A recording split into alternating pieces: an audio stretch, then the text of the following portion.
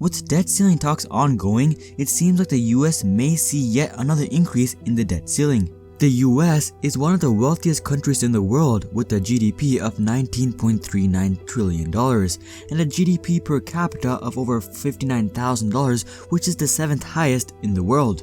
But the US also has a lot of debt, more specifically over $22 trillion in debt. While this is a large number, what actually matters is the debt to GDP ratio. Currently, this ratio is at 105.89%, and with constantly increasing debt ceilings, the US must run out of money and default on its loans at one point, right? Well, as President Trump often declares, the US will never have to default on a loan payment as the Federal Reserve can simply print more money. But this is clearly not a long-term solution and will end up doing more harm than good, right? Well, this will no doubt lead to hyperinflation and leave the US in shambles like Germany after World War I or Zimbabwe with $100 trillion bills that are worthless. So while the US government could resort to printing money here and there, this would not be sustainable. Then why does it seem like the government doesn't really care at all about the skyrocketing debt that is literally increasing by the trillions every single year? Well, to answer this, we have to take a look at what would unfold if the government paid off the debt. To do this, the clear and most obvious choice is to cut costs and create a surplus. But this is not as easy as it sounds, and there will be a lot of negative repercussions. First off, the US government budget has 3 portions: mandatory spending, discretionary spending, and interest on federal debt. Stopping interest payments would be the same thing as defaulting on a loan, so we can't do anything about this one. But it seems simple, just cut out discretionary spending, right? Well, discretionary spending is actually not so discretionary as it includes things like the military and education.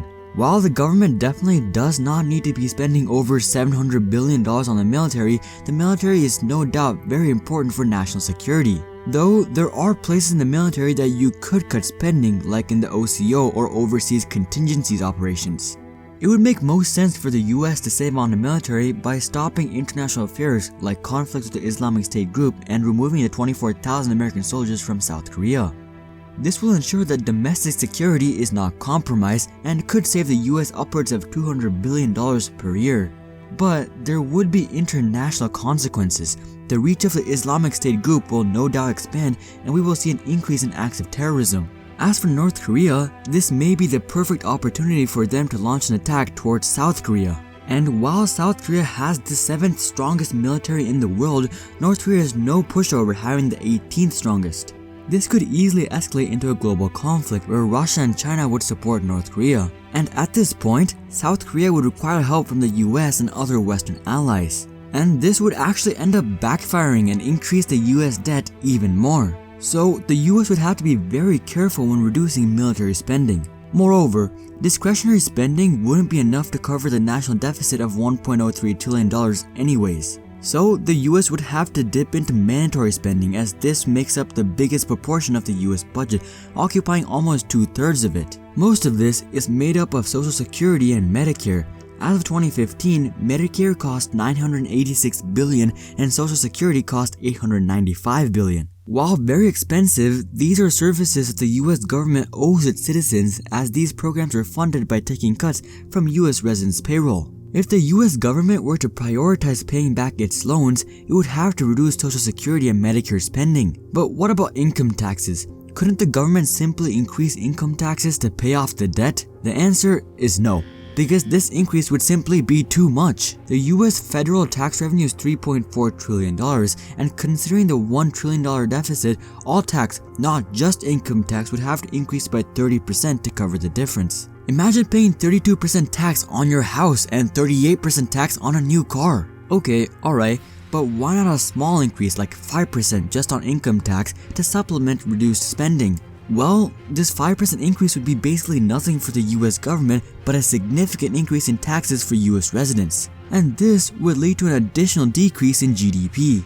GDP is calculated by summing together government spending, consumer spending, investments and exports, and subtracting imports from all of that. The US GDP is already going to decrease from reduced government spending, and the last thing they would want to do is accelerate this decrease by increasing income tax, which would reduce consumer spending. So considering all of the options, the most plausible idea would be to carefully reduce spending in the military and get most of the capital from Medicare and Social Security. Starting off with Social Security, these checks are actually not very much, averaging just $1,400 a month and just a little over $17,000 per year, which is basically minimum wage. While not much, considering Americans' abysmal savings, many retirees rely on these checks for day-to-day life. If this check was significantly reduced, like cut in half, Americans will hold on to their jobs for much longer and delay retirement into their 70s or 80s or simply die working. This would make it significantly harder for fresh college graduates and less experienced workers to get a job, as companies would no doubt prefer more seasoned employees. This would increase unemployment across the US as well as increase government spending on unemployment benefits. As for Medicare, 20.4 million beneficiaries would be directly impacted by reduced spending in Medicare. Considering that Medicare is for the elderly, a lot of coverage is for prescription drugs that people rely on, such as insulin. To reduce Medicare spending, the US government would have to start charging monthly premiums on all of their plans, reduce coverage and/or increase the deductible.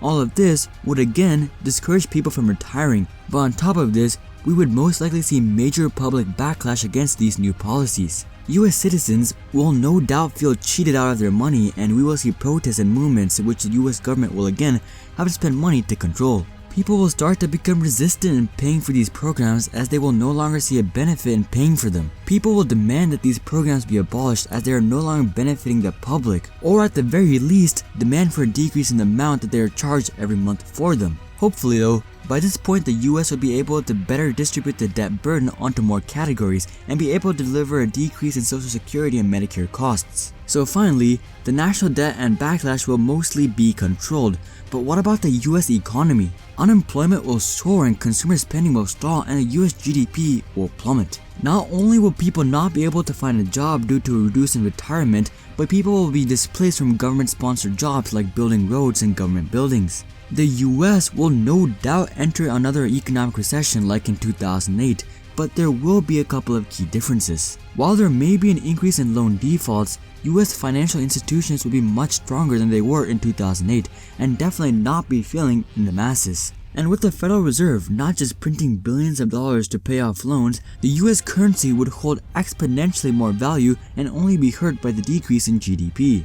There would be international repercussions as well, especially for China, as Chinese exports to the US will significantly decrease. Eventually, however, let's assume things would settle down and the US government will no longer be running at a deficit. But even at this point, something to consider is that it would take several decades for them to finish paying off all of the debt. There would be a couple of positives though.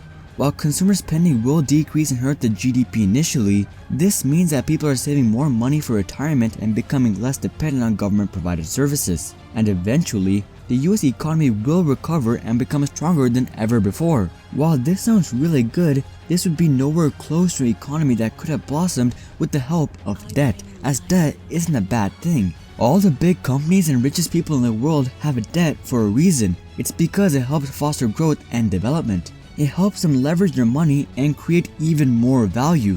Take a look at Apple, the most valued company in the world who has $100 billion in long-term debt. Yet they have over $250 billion in cash reserves, so if they wanted to, they could pay this off right now in one payment. But Apple would prefer to use this cash in acquisitions or development of new products because in the end, that will be more productive than just paying off the debt. This is the same reason that wealthy people don't buy expensive properties in cash. While they have to pay interest to the bank, usually they are able to get really low interest rates, usually under 4%. And using the money they didn't pour into a property, they're able to produce returns that equate to around 10% per year, so they're able to profit the difference. Considering this, why should things be any different for the government? Investing into the country instead of paying off debt will create so much more value in the long term. For example, let's say the US borrowed money to improve infrastructure. This would create thousands of jobs which would reduce unemployment and encourage consumer spending. When people are buying more products like iPhones, companies like Apple make more money, which leads to them hiring more employees and improving their products even more. And guess what? Apple, along with all its employees, will increase income tax revenue for the US government, probably far more than the money they spent on improving the infrastructure in the first place, and increase the US GDP as well. And not only that, but these new employees will go home with more money to spend. Sure, a lot of them will spend it on themselves, but there will be a select few that will start another business that will again not only grow the US tax revenue but also grow the US GDP. And if the US GDP is significantly increasing, then the increase in debt doesn't matter. Just think about it this way. If you make more money, you can take on a larger mortgage and live a better lifestyle. But to make more money, you need to invest in yourself, whether that's learning a trade and growing a plumbing business or taking on student loan debt. While a student loan may seem like a burden, with a degree in the right subject, you can expect to make a nice income and easily pay it off. In other words, the student loan is more of an investment than a burden. But there are so many people struggling with student loans, and this principle also applies to the US government as well, as for these students the loan was not a worthwhile investment. This same thing could be said about the US for things like overspending on the military, which won't provide much of a return and simply burden other sectors. Debt is very good for growth, but can also be very dangerous and needs to be handled correctly. But this is why the quantity of US debt doesn't matter, it's the way the borrowed money is spent. For instance, if you continuously took $300,000 loans and spent it on properties that increase your value and produce rental income, while some of them may not pay back, as long as most of them pay back, you would be fine. Same thing applies for the government. The government can have $100 trillion in debt, but it wouldn't matter at all if the US GDP was $100 trillion. So the US just needs to be careful and ensure that debt doesn't grow faster than GDP, because that is when one ends up in a position like Japan or Greece, which is obviously not good. Right now, the debt is growing faster than the GDP, so this is definitely something that needs to be controlled very quickly. But overall, as the US is a growing country, increasing debt is nothing to worry about, as it can lead to growth of unimaginable scales if under the right management. And this is why paying off debt is not a priority, but rather ensuring that the value created using debt, or in other words the increase in real GDP, is equal to or greater than the debt taken on. And as long as that holds true, debt ceilings can continuously be increased and the US government nor you need to be worried. But that's all I have for you guys on why the federal government doesn't care about the skyrocketing national debt. If you guys like this video, then make sure to drop a like and consider subscribing if you'd like to see more videos just like this one. But until then, I'm Hari and I'll see you guys on the next one.